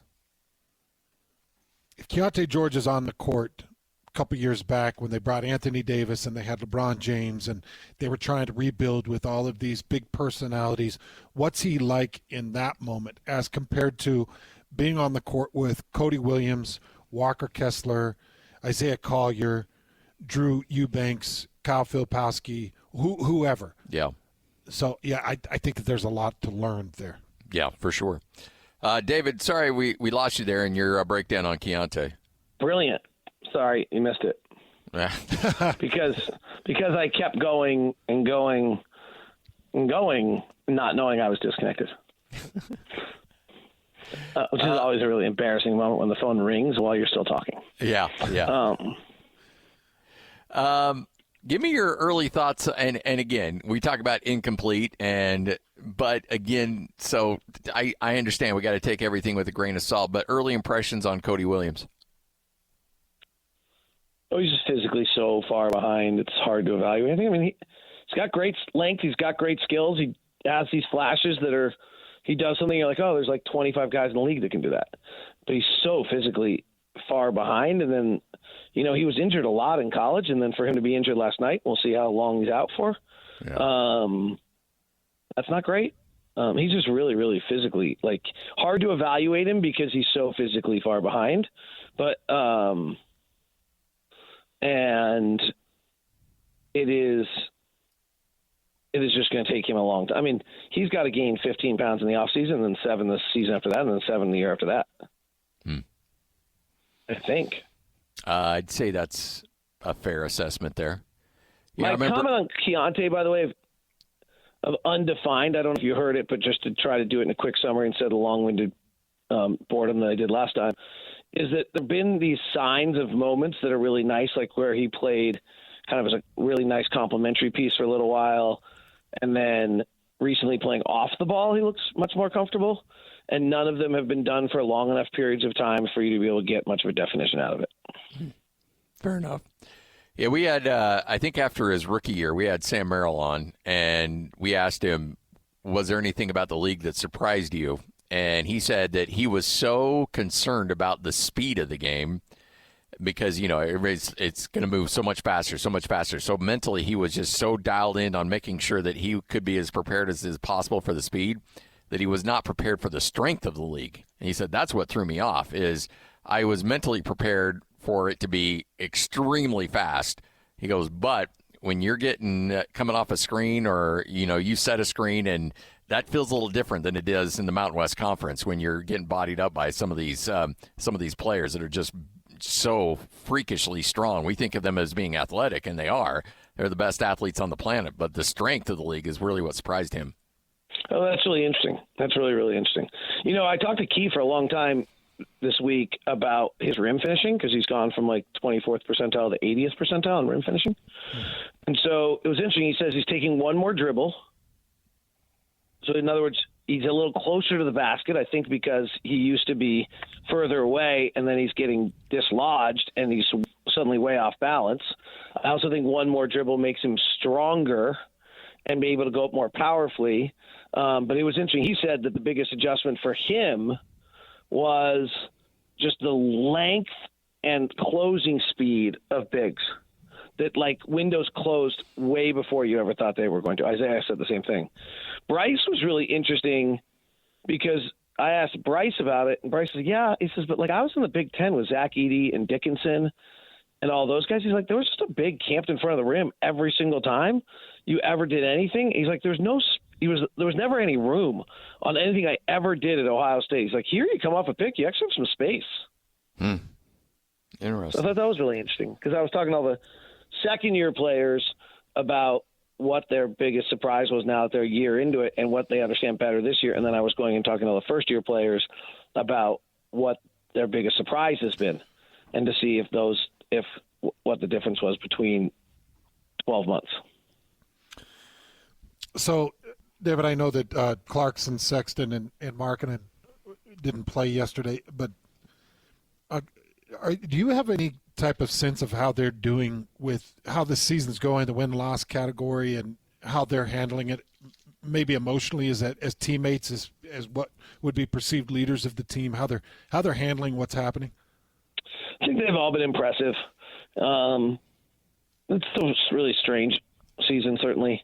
Jordan's coming back off that plantar fasciitis, which means he's going to be great because he actually, I think this has been revealed. He actually tore the plantar fasciitis, which actually means then you don't get plantar fasciitis anymore.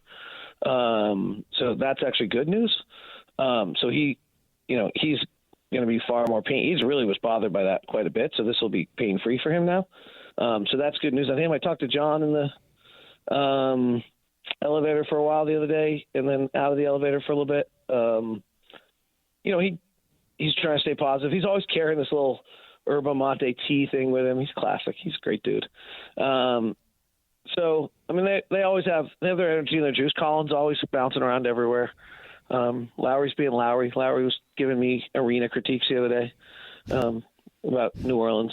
I think this is the worst one. I was like, well, what about like Minnesota and like this whole analysis? So, I mean, they're around, they're doing their thing, and I think it's an interesting experience for everyone. Oh, it's tough. Tough. David, appreciate your time as always. Looking forward to chatting with you again next week. Thanks, David. I appreciate the 16 days away from the trade deadline and not asking me questions I have no answers to. We'll wait the next couple of weeks. We know how that goes. Yeah. Hey, and by the way, excited to hear about this new idea and how we can invest on it. Yes.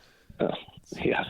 It's a long way away. Thanks for the opportunity. Yeah, because I took 0 friends and family last time. We'll do the same this time. Okay. All right. Thanks, David. See ya. Bye. David Locke, right here on 97.5, the KSL Sports Zone. He's not the only one with ideas. I know. Keep listening. Yeah. Right here on the Zone. This is DJ and PK. Kevin Graham joins us. Is Deion Sanders going to end up coaching the Dallas Cowboys? Deion loves the spotlight. Jerry Jones loves the spotlight. Can those two really coexist? Jerry Jones is the only owner that will hold his own press conference. After every game, there's Jerry Jones down outside the locker room holding court. If there's anybody that wouldn't care and can deal with that because he's going to have his own spotlight, it could be Deion. And then the other thing to think about is Deion's style of college coaching is not going to work in the NFL. I have to think he's smart enough to adjust to that. The last coaching hires that Jerry Jones have made have all been yes guys, so I'd be really surprised if he brings primetime in. But if he does, man, get ready on ESPN. You thought you got sick of the Jets and Aaron Rodgers coverage for the last 2 years. Get ready for Deion and Jerry Jones and the Cowboys coverage 24/7 through the whole season next year. Catch DJ and PK mornings from 6 to 10 on 97.5, the KSL Sports Zone. The wheel is loaded, and it's time to talk some sports. This is Sports Roulette with Hanson Scotty on 97.5, the KSL Sports Zone.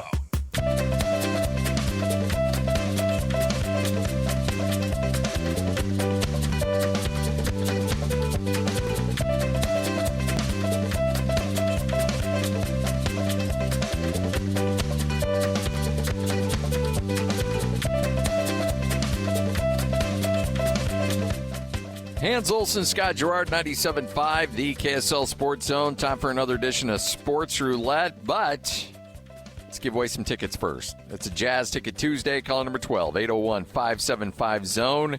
And you got a 4-pack to see the Jazz take on the Bucks Monday, January 27th at the Delta Center. If you want those tickets, be calling number 12. If you don't get in and aren't able to claim them, just wait an hour. We'll give away another pair, or the hour after that, or the hour after that. You get it. You get the drill.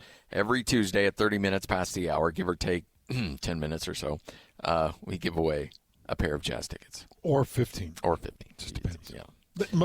Most often, it's give because we're very prompt. Prompt. Yeah. Yep. All right, let's get to it. Time to fire up that roulette wheel. Lloyd, spin it.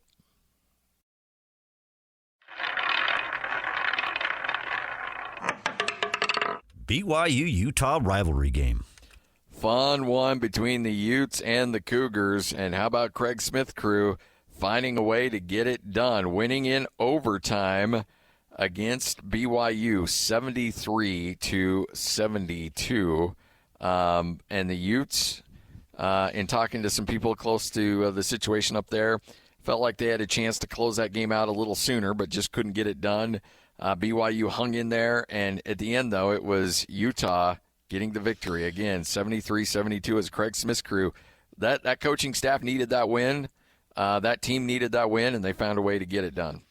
So I was looking at the 4 consecutive losses that they had before these 3 consecutive wins. Yeah.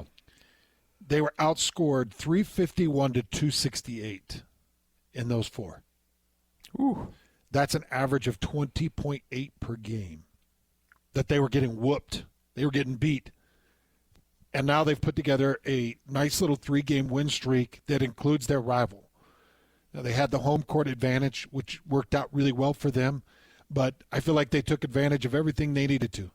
Ezra Asar was fantastic, 26 points, 11 of 15. He was great. But the guy that really impressed me, when you got to OT, I always love to see who the dogs are in OT. And Hunter Erickson, I think he had the final 6 points in that game. Yep. And his pull-up 3 was beautiful, well-timed. I don't even know if it touched rim. And the closeout was great. And University of Utah comes out of that one with a big win. And Craig Smith needs it, bud. Like, he really needs it. He needs some positive momentum so that he can get something going there at the University of Utah. Because I've got to imagine he's kind of looking over his shoulder a little bit like, how long are they going to do this with me? Yeah. But you get a win over your rival. You get a little win streak going. Maybe you can string – I think – is their next game Houston? Yeah, they're at Houston, too. That's going to be tough. That might be impossible. But here's the thing. I mean, they start out 0-3 in conference, losing to Baylor, Texas Tech, and Iowa State. Whooped. And all 3 of them were double-digit losses or more. And then they beat Oklahoma State, which Oklahoma State's a dumpster fire. But then they go on the road and beat TCU. That's a really big win. And then they come home and beat BYU. So the last 2 games, they were underdogs going into those. They find a way to get it done. They'll probably have a tough one against Houston. But then you got Baylor and Cincinnati back-to-back games at home. And you have an opportunity to get some revenge on that Baylor loss. To start out Big 12. Then the bad news for BYU is they're 0-4 away from home this season. Yeah. And really they've been winless on the road for a long time, going back to February of last year in conference. So they got to find a way to get a Big 12 road win. If they want to get to where they want to go, they got to figure out what's happening. And I don't quite understand road issues because you should be more unified and more focused. But for some reason, this team just struggles on the road. And it showed there in the Huntsman Center. And, there's so much. That's anytime you get so much attention put on you. The coaching hire was big, and A.J. DeBonsa and his signing, and the transfer portal, and then what you got on the horizon with what's considered the number 1 recruit in the country, and you got all of the eyeballs and attention on you, and it makes it hard. It's hard to answer the call. BYU's got to shake off whatever's hurting them right now and figure out a way to get back in the Big 12 game. Yeah. Losers of 4 out of their last 5. Their lone win was that home victory against Oklahoma State. But you lose to Houston, you lose to Texas Tech, you lose to TCU, and then you lose to the University of Utah. And this was a stretch of the schedule where we really felt like BYU could make up some ground, because when February hits, then the schedule goes from hard to really hard. If I'm not mistaken, they take on Colorado tonight. Colorado, yep. So Colorado's terrible. Yeah. That they have to they got to fundamentally dismantle Colorado and find that confidence again. So I think once this team re-identifies their confidence, they can lean into it. They're going to be fine. Kevin Young's fine. They got great talent, great players, and they'll continue to figure it out. Yeah. But, let's see. You mentioned you got Colorado, then you got Cincinnati at home coming up at the end of the week, and then you've got Baylor at home, and then at Central Florida, and then you got Arizona, Cincinnati, West Virginia, Kansas State, Kansas, Arizona, Arizona State, West Virginia, Iowa State, and then you close out the season at home against Utah. Yegor Damon is going to figure it out, Scotty. Yeah, good distributor, just can't shoot the ball right now. Great distributor. One of the best I've seen at this level. He's fantastic. Can facilitate, but he's going to find the shot. And, it's tough. He came down with whatever it was, 2 or 3 seconds left in overtime. And you can tell he puts the weight on his shoulders to try to answer the call for BYU. And his shot just isn't there yet, to where he can confidently and consistently answer the shooting call that's asked of him. But he hoisted up. I know, shot clock or game clock was down. What was it, 2 seconds, 3 seconds? Yeah, something like that. When he crossed the half court. Yeah. Pulled the trigger with like 0.6. And until I see him make that shot, it's like he's just a baby. It's just a baby. Yeah. What's interesting is I think what we're seeing this year may lead to him coming back next year. Well, he's talked about it. And that would certainly be a big boon for Kevin Young with that class he's got coming in. And then if Yegor comes back, then with AJ and Yegor, that could be scary. It could be really scary, or it could be a big bust. I mean, that's what we're finding in this world of NIL, and we've seen number 1 picks not do a lot of good in the win-loss category for their team. Yes. We've seen 5 stars that butt heads or can't grasp what's needed, or the college game doesn't fit, or they become the primary target and they're the only target, so you've got all your emphasis and focus on them. And you never know. It's a crapshoot, but that's a lot of talent to have on a court. 100%. All right, one more, Lloyd. Let's spin it.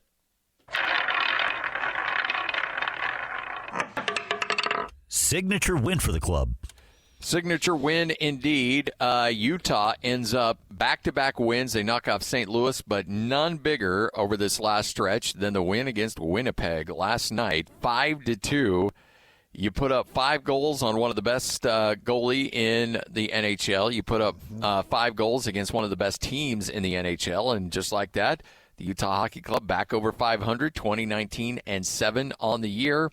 And we wanted to see them go 4-3 on this 7-game homestand. They end up 3-4, but winning the last 2 after starting out that homestand 1-4 and adding 2 wins on the back end. You like the momentum. Well, I like the momentum. And I like that this team answered the call for Bill Armstrong against his old team in St. Louis. Yeah.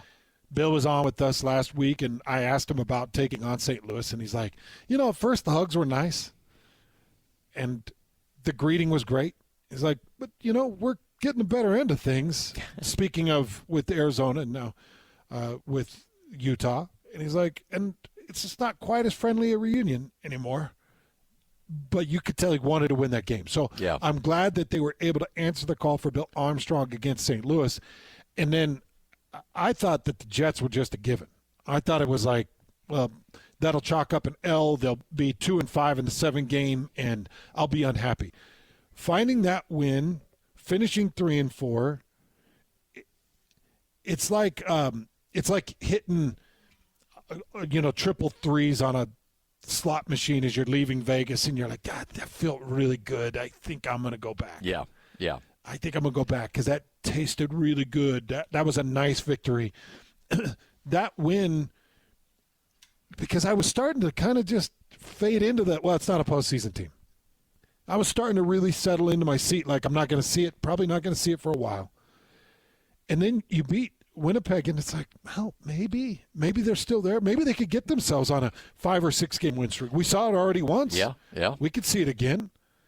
And, there's something really inspiring about hockey where Clayton Keller, in whatever part of the second period it was, takes that puck straight to the brow.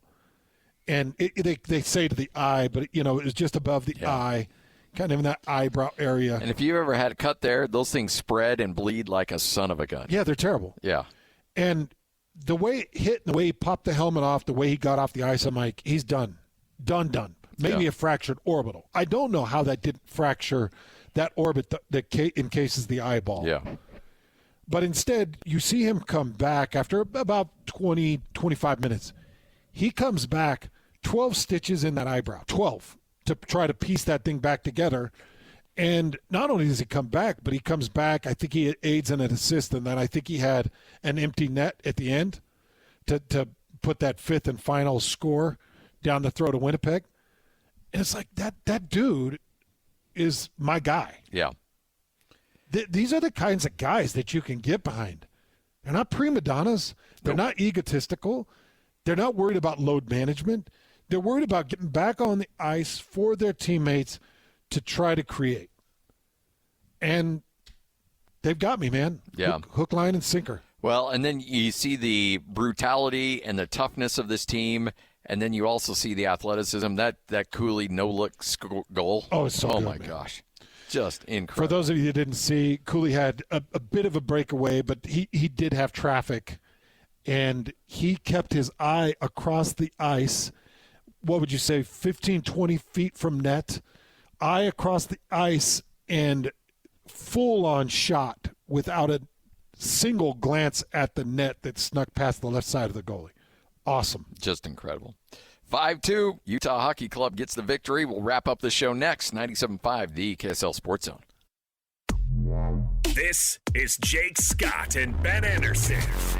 I don't think they're going to win the Stanley Cup, so I hope they lose every game. Okay. Yeah, I want them to get a better pick, dude. You want a number one pick. I am excited to watch how they're playing. Why doesn't that apply to hockey? It applies to the NBA like it's the only thing that freaking matters. Why does it apply to hockey? It's because they have pride. They're not going to go out there and take a dive. I mean, I think NBA because they actually have integrity. NBA players have integrity, too. There is a different approach to tanking how they happens handle in the NBA. And it does not happen in the NHL. It absolutely happens in the NHL. It does. Not to the way of the NBA, but there's a reason Josh Doan played the whole second half of the season last year. We're in Arizona. And the same with Dylan Guenther, Logan Cooley. They call guys up with the intention of playing those guys, but also to lose. So it does happen. It's not the rate of the NBA, but tanking does happen in the NHL. I think that's a misnomer if we're saying it doesn't. Hear Jake Scott and Ben Anderson every day from 10 to noon on 97.5 The KSL Sports Zone.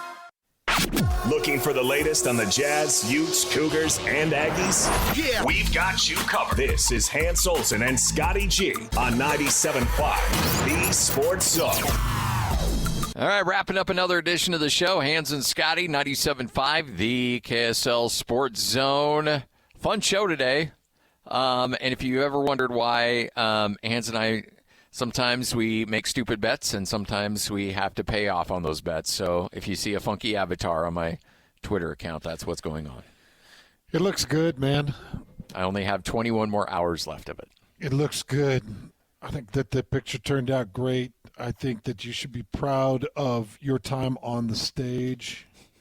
I think that built you into who you are. A true showman. A true showman, absolutely. Now, all I'd require is that at some point Lloyd and I get to see just a little bit of what you did on the stage. That might be a future bet down the line.